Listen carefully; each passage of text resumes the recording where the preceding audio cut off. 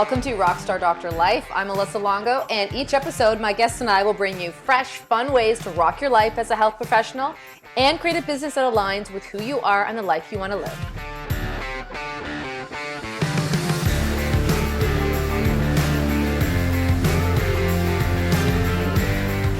Hey everyone, welcome to another episode of Rockstar Doctor Life. I have been wanting to talk to this lovely gentleman, inspiring gentleman, for quite some time. We finally made it happen. Joining me today for an epic conversation is Dr. Cornell Cornish. You may know him as Zeus. I would love to know how you got that nickname, because it's what I call you as well. I got the nickname Zeus in college. Before I was a chiropractor helping people with my hands, I used to destroy people physically. I was the bruiser in my crew. And so we had a wild night out partying, and I just went into Zeus mode and just really like knocking guys out. When we were pledging in a fraternity, I used to make these loud, crazy noises. They was like, "What is wrong with this man? We just gonna call him Zeus." And so I got that name, man, and it stuck with me. I love the name. Most people don't know my real name. They call me Zeus, but yeah, I was throwing people over the bar, and man, just really brawling, something that I used to enjoy. It might be weird, but that's how I got the name, man. But now you use your hands in a totally different way to help people. Let's talk about how you became a chiropractor. Interesting story. I had a sports medicine background degree, and I got into a car accident my last semester in college. And I started going to a chiropractor. I'm from New Orleans, Louisiana. So when somebody hit us from behind, we're going to a chiropractor to get a check, man. So it's like, you know what? We injured, baby. So I started going to the chiropractor, and he was a real good guy. Mickey Jennings down in Thibodaux, Louisiana. I don't shout that guy out much, but he actually helped propel my life in a whole different way. But I started going to a chiropractor, and he was just really nice. And the thing that really got me interested was that Mickey was open on Monday, Wednesday, and Friday morning. And we were talking one day, and his kid, I believe at the time, played like travel AAU baseball. And he was like, "Yeah, man, I'm open 2.5 days a week. And, my profit margin was about $200,000. And that's the number." I was like, 2.5 days a week, and he make $200,000. And in my mind, man, I'm from the streets in New Orleans. I'm a street dude. I was like, man, if I work 5 days a week, I can make $400,000. So I went online, and, I think about 9 months later, it was about 6 months later, I was in chiropractic school. It was like 6 or 9 months later, I was in, like, literally didn't never visit Life University, didn't know what chiropractic or subluxation was. I was just like, I'm going to make some money. So you didn't come with you had a great experience with chiropractic, but you just saw it as a great opportunity to live a lifestyle that you wanted. Yeah. To be honest, Dr. Mickey did more of like a lot of therapies and stuff. So that's what I thought it was. I literally, because when I went to Dr. Mickey, it was a knee complaint. I had never really understood what the adjustment was. He would adjust me, and then we would do the therapy, but I had no idea what I was getting into. I just like, man, this is cool. This is a nice guys. I'm into sports medicine, so let's freaking rock. And so you saw this guy with this amazing lifestyle, only working a couple of days a week, and now you've got 2 practices, right? You have a big, busy life. Was it what you expected it to be? So I tell people all the time, I'm living a life that I never thought I'd live. I never dreamed that I'd live like this. And we have 2 practices, another on the way. And, we're trying to cover the whole Dallas Fort Worth with practices. So our goal over the next 3 to 5 years is to do 12 practices here. I mean, there's so many doctors that need an opportunity, and there's so many people that need subluxation-based care. So, man, we're rocking and rolling, but it's life. Chiropractic, glory to God for real. Cause I've discovered like who Jesus is and really applying that in my life. Really applying, that principle and how to live that out. But glory to him. But man, wow, chiropractic has totally changed our lives in a way that we can't even imagine. It's been incredible. Mhm. What keeps you so inspired What to keeps me keep growing and inspired? teaching and yeah. What keeps me inspired? I'll tell you, I've discovered who I am and what my purpose is and what I bring to every room that as a man that I walk into, as a person.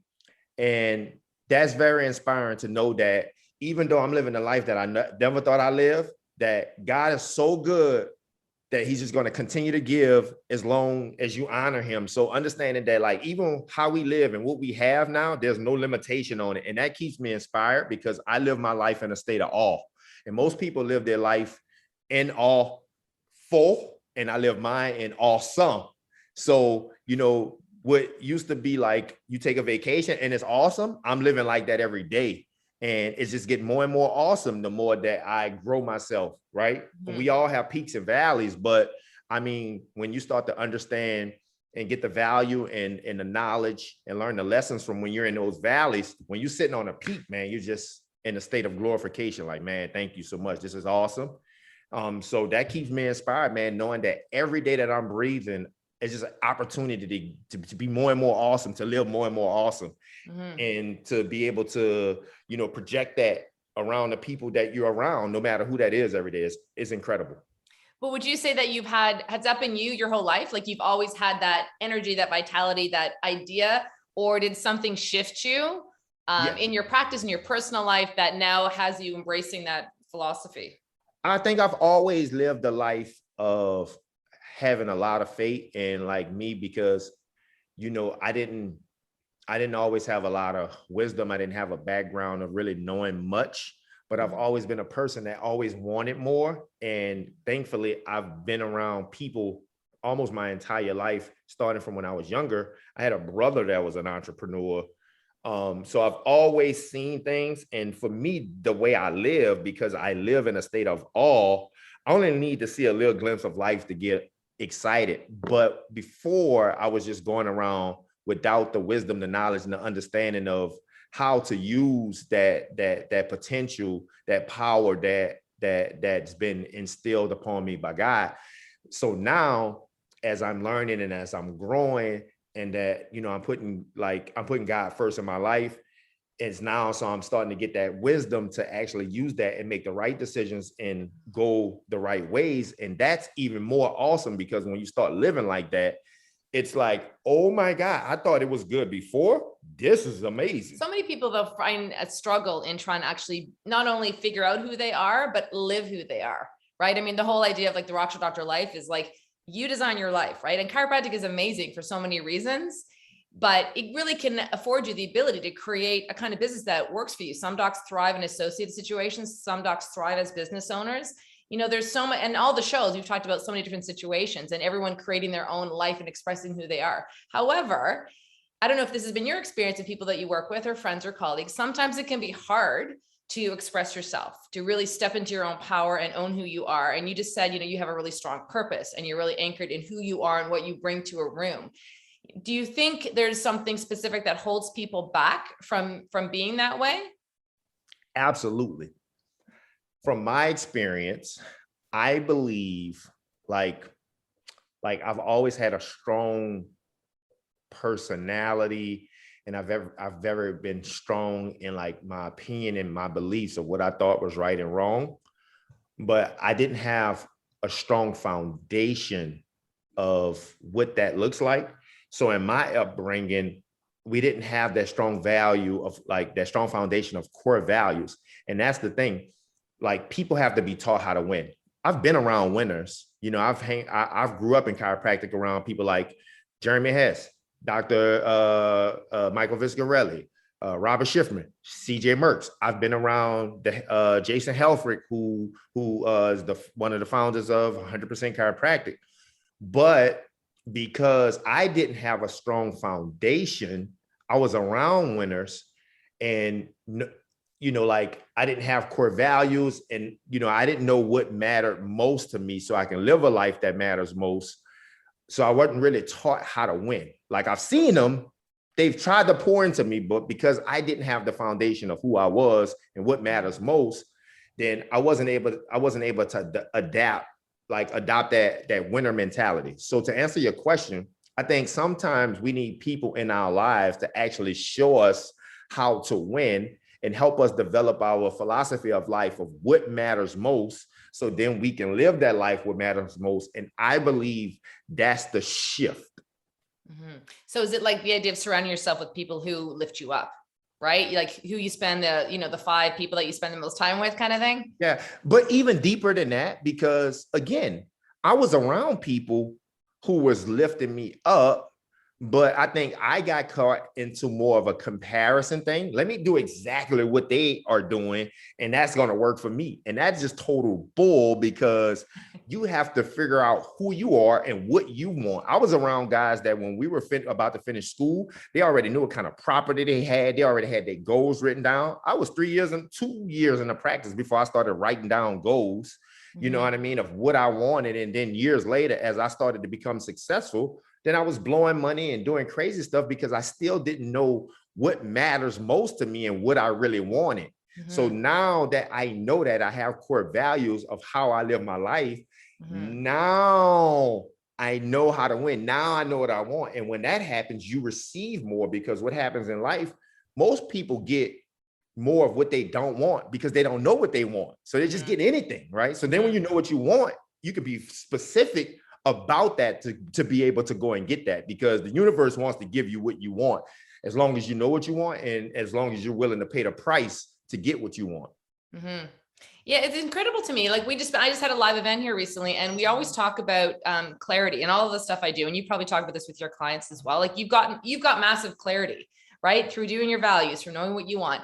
It's such an important piece, and it's so easy to have it be overlooked in our lives. So many docs just, and I did the same thing. I graduated, had my son, jumped into practice. And it was not until like a few years later where I realized, hold up, is this actually what I want? Am I happy? Am I showing up in my relationships the way I want to? What's my level of health like? And so I think it's really powerful that you've already had that shift and you're designing your life now in alignment with who you are and what you want. Yeah. Yeah, it's awesome, man. I mean, how can you not? I say, how can you not? Because so many people aren't. But when you start to, like life is awesome, right? Just straight up. But then when you start to get that clarity and that certainty, and then that confidence, you know what I mean? Then there's the success. I mean, it just starts to come because the universe wants you to be successful, right? And then every morning, even on the hardest days, like on our office right now, we're currently building out, it's over by like $62,000, right? So we don't get to control what happens to us, but we definitely get to control our response. So it's like, man, this thing is over $62,000 and I could just slump. Or you can say, man, you know what? This thing is over $62,000. Once we get open, we're going to rock and roll that mother effer and make our money back on top of profit. And right now, we're just so thankful to have the additional $62,000 that, like, let's go, bring it on, baby. It's always I said that to a client last night. I said it's about the gains versus the losses, right? Like my youngest son plays competitive baseball, so I travel with him, and there's a commitment, there's a financial commitment, and everyone's like, "Oh, how do you?" Everyone, like when they hear that I do this with my son, they're like, "Oh, wow." Their first reaction is one of like lack, essentially, like, "Oh, that must be so much money, it must be so much time. How do you do that?" I'm like, I look at the gains. I get to support my son doing something he loves and is going to bring him fulfillment. I get time with him. I get to go to the gym. I get to get groceries. Like I chill. I sit outside. Like I do coaching calls. Like it's where you shift your perspective, right? From one of lack to one of gain and abundance. Yeah. But again, though, like, Doc, some like I grew up in a poverty mindset, but like I had a brother that was an entrepreneur. I was around a lot of entrepreneurs. And even though their empires were crack, cocaine, weed, heroin, but it was still there. It's, it's like, it's a business, it's illegal, but it's still a business, right? So I was able to see like, man, like, wow, they're, even though they're doing illegal things, it's like, man, you can get more if you put more out there. So most people, I don't care. So, we used to always think like all white people were rich. right? And then as you grow in the world, you get older, you know, that's a damn lie. There's a lot, I don't care what your ethnic background is. People are poor as shit out here, right? Yeah. So, and I don't care what your ethnic background is. People have a lack mentality. You have to be around people or see things to help change your perspective, to help change your mind and develop a mindset of abundance. And that just doesn't happen for everyone. You know what I mean? So, and then when like a person see you and they're like, she's very successful. And then they see you're abundant because their mindset is still in a lack mindset.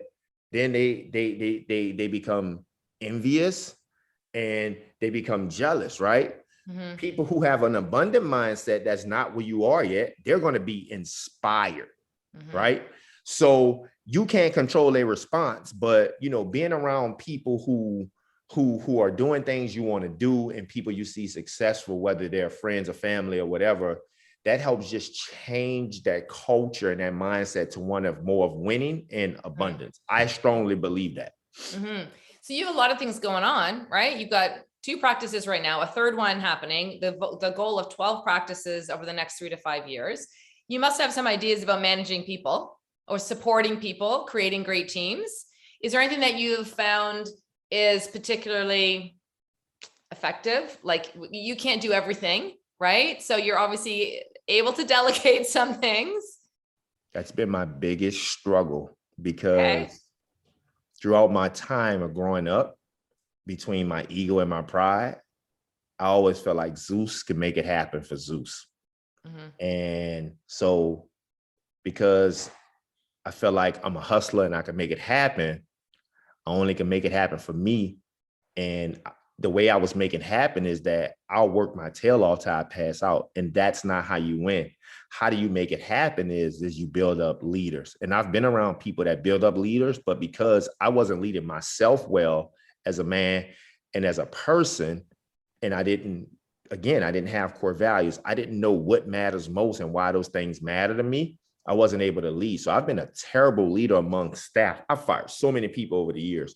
But now through the proper mentorship, and then I have my wife who's amazing, but because then I still didn't know what matters most to me, I couldn't even follow her management skills because she comes from a corporate background. So the pride and the ego in me wouldn't let me even be mentored by her because I thought I knew it all. So as I've been going on my journey over the last couple of years, and I realized, bro, I don't know anything and I need to learn how to lead people. And the biggest thing for us in our practice is to be able to turn people from employees to be able to raise up leaders, that's what we're doing with doctors as we're bringing doctors in and opening up practices with them because they're partners with us. They're not working for us as associates. It's like we start to build up people, help them develop their core values of what matters most to them so they can live a life that most matters for them. And when you start building up leaders, people take ownership.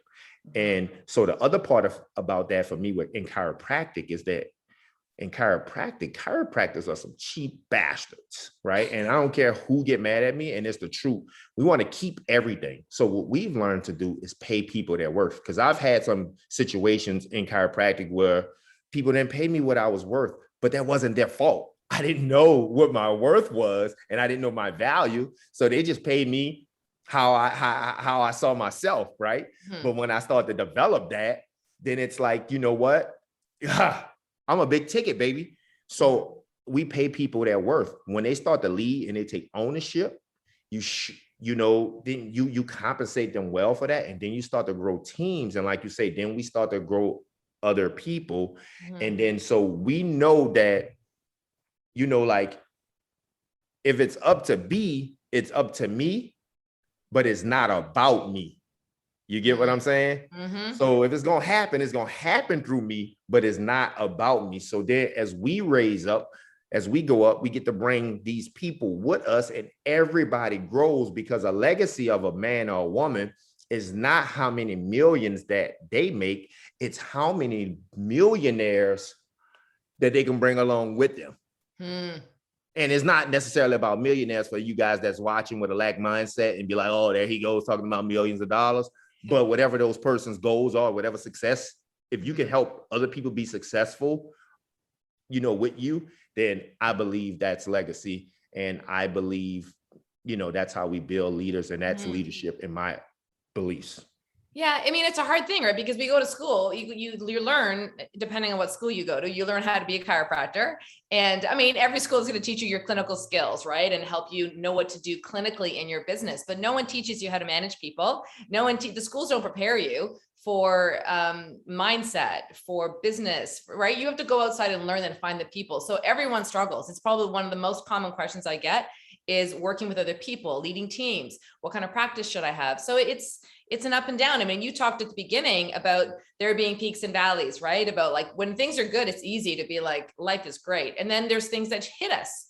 It can be losing a loved one. It can be relocating. It can be family things, dynamics changing, business changes, financial losses. Like there's probably been times in your life where you've been up here and there's been times you've been like this. And what has helped you get out of here and get back up? Is it your faith? Is it like just mindset, people? I would say more of my faith of understanding. I would say my faith and my maturity to understand that most of the time when I'm in a valley and I'm all the way down, it was more of self-destruction of pride and ego. Because when you're on a peak, when you're on a peak, it's like when you're all the way up, you're like, man, everything, it doesn't seem like there's any issues.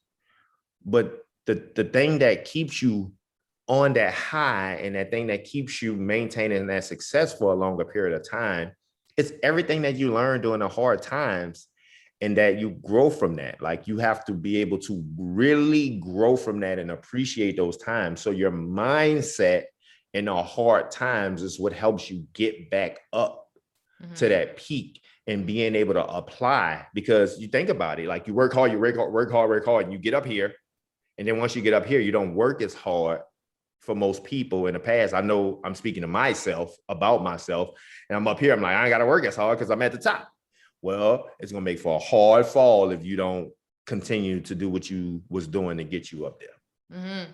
So what kind of things do you do to keep yourself grounded and like physically healthy, emotionally healthy, spiritually healthy? You have a lot of things going on, busy family, busy business. How do you take care of Zeus? Well, I love to Is this exercise. going to be a reminder, a little bit of accountability? Are you taking care of Zeus? I am. I love to exercise, believe it or not. I love the way it makes me feel. I love the way when I exercise in the morning, Tuesdays and Wednesdays, I work out twice. I work out for like almost about 2.5. I mean, total time from going from one gym to the other to coming home, it's about 2.5 hours that I give myself in the morning. And that's not about like looking good anymore. That's all about being able to feed my body and feed my brain, because I'm the most creative and innovative after I'm working out and, just got that gives you all the good feels. Yeah. Yeah. And then, so spiritually, I have been blessed to be aligned with some amazing people. I've always had decent alignment. In chiropractic, I've had good alignments. I didn't keep the best alignments in my personal life. So now in my personal life, I make sure that, because I know what matters most to me now, I know that, I have to be aligned, that people that have the same values as me. So spiritually, you know what I mean? I keep me spiritually, emotionally. I'm still being personally coached and mentored, just transparently. I spend about, $35,000-$40,000 a year on being able to continue to enhance my learning and growing, and even more depends, because I might go to an extra conference or seminar. And as you start to get up there, those things start to cost $20,000, $30,000, $40,000. So, I'm definitely taking care of myself. I'm staying motivated.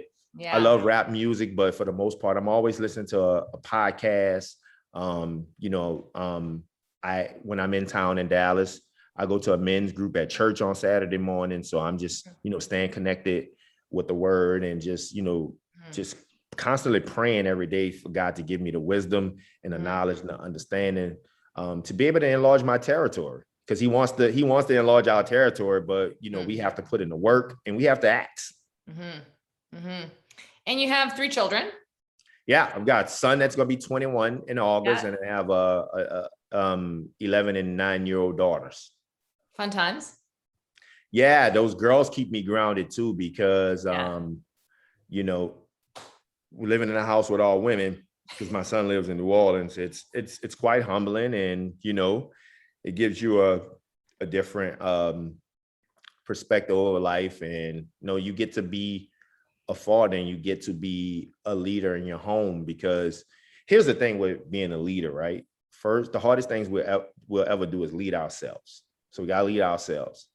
And then before you can go and start leading a business, you got to be able to lead your wife and you lead your kids. So if you can lead those people well, then that can bleed over into the business. So being able to impact my girls in a positive way.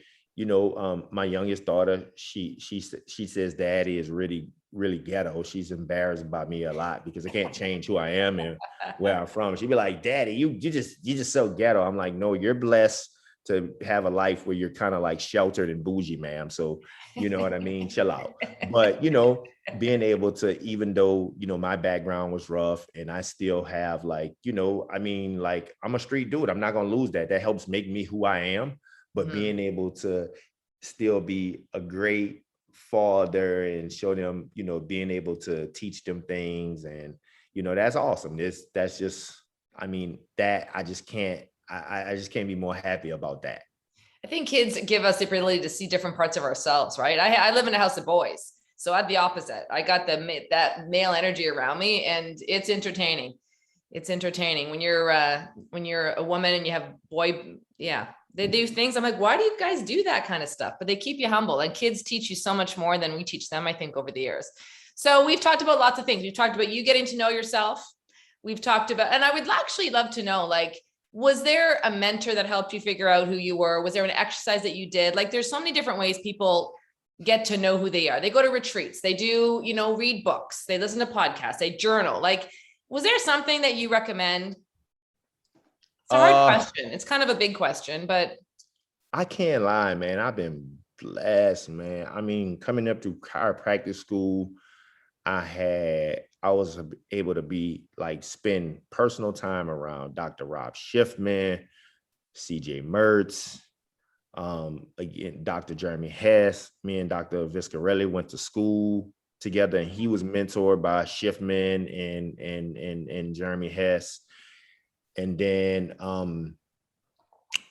then there was other guys who was friends of mine, that went on to, do amazing things. And so I think that it was an exercise that one of my mentors helped me do. That he said, man, you get with your wife and get around the people around you and write down about 8 things that you're either really good at, that like gifts from God, or that you enjoy doing. So I wrote down those 8 things, and he goes, circle the top 3. So then you have to go back and say, these 3 I enjoy the most. And from those 3 things, I was able to get a grasp of who I was, what gifts God has gifted me with.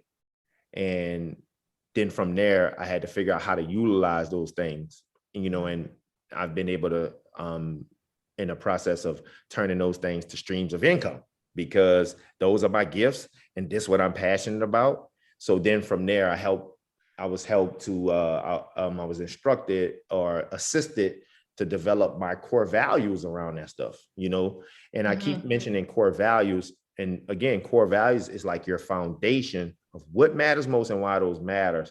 So now I live a life, if something doesn't fit in my core values, then automatically it doesn't belong. It's a no, right? So, kind of a long answer. I think I got long answers because there's just so much that you want to share with people so they can get the big idea.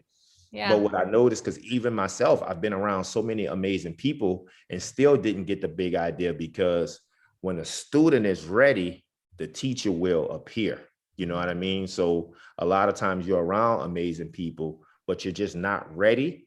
And it's okay. You're just in those valleys for years. You know what I mean? And, you know, some of us be in valleys for years and it sucks, but you know.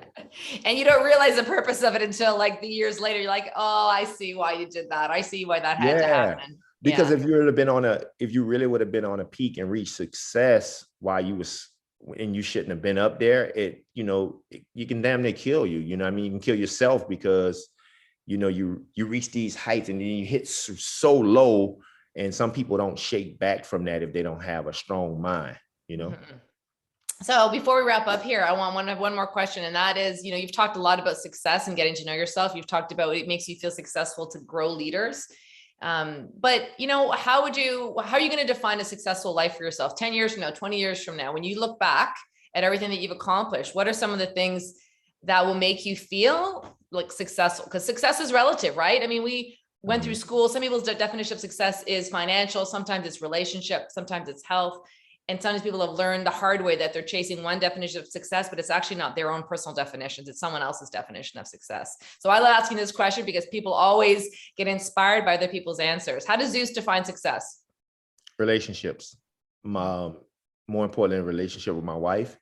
I think I recently nicknamed my wife Treasure because I didn't realize, like, my wife should have left me, because I've been such a freaking egotistical maniac and a prideful person that she just really kind of sat around and put up with it until the damn student was ready. And then she's like, finally, we can really grow together. Because it wasn't until like I started growing more and Jesus and understanding how important it is to have a partner that value pretty much the same thing that you value and really appreciate you. And then, you know, I found out there's a scripture in the Bible that a man who finds a wife finds a good thing and receives favor from the Lord. So you can chase all of these things, you can chase all this success, but you have to be able to value and appreciate the things that God has given you. Because a lot of times as men, and I'm just going to speak for men and my background and how we grew up, we weren't really taught. Like I have a really good dad,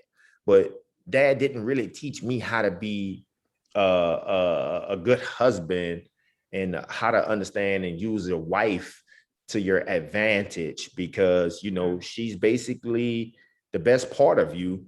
And she helps, you know, women, you guys help us see the doggone blind spots. And we got a lot of them as men, right? So like, that's amazing for a person to be able to help you see those blind spots. But then you have to be understanding. You have to be willing to accept the feedback to say, you know what? Yeah, you're right about that. I was the type of man like, what do you mean? You're judging me. You're supposed to be my wife. It just depends on your mindset and your background, and also having core values to understand, like, hey man, she's trying to, like, this lady is the best part of you. And so if you fail, she fails. So you're around here failing and she's trying to, you know, make those blind spots clear to you. So long answer, but for me, like, now my marriage is also awesome because I'm able to lead myself and understand that this lady is a treasure, right? And my favor flows through her from God, because the Bible doesn't say a woman who finds a husband finds a treasure, you know, finds a good thing and receives favor. And no disrespect to women, it says a man that does that. So men understanding they have to be able to lead themselves and be able to appreciate this treasure that God has given us, so we can get that favor, because he wants to give us that favor, but we have to honor the best part of us. So how I view it is to have that relationship through my wife. And for me, I feel that then my relationship with my daughters works, the relationship with my family. Then when God see you honoring that, then the relationships of your businesses, it all starts to work through that relationship. So that's how I view success. What a beautiful answer. Beautiful answer. Beautiful answer. I want to thank you so much for your time. I know you're a busy guy, and I'm glad we were able to make this happen. I really enjoyed our conversation. I know people are going to get a ton of value out of this. If they want to learn more about you, what's the best way for other people, other docs, to connect with you? I'm Dr. Zeus Senior on Instagram, TikTok, Cornell Zeus Cornish, Zeus on Facebook, man. Hit me up.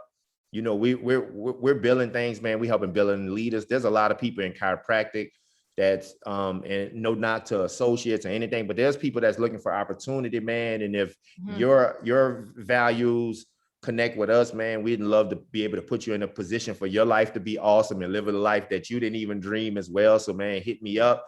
You're looking for an opportunity, or if you just want to chat or ask a question, man, I'm wide open. Yeah, we'll put all those links, everyone, in the show notes as usual.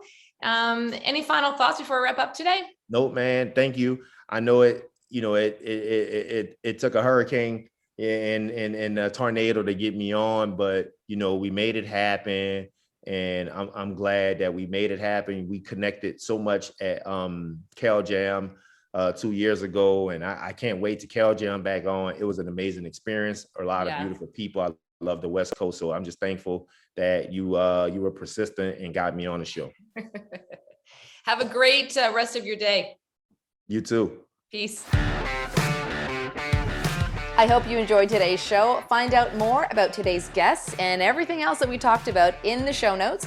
You can also find all this content and so much more, including videos, blog posts, and how you can work with me on the Rockstar Doctor Life website.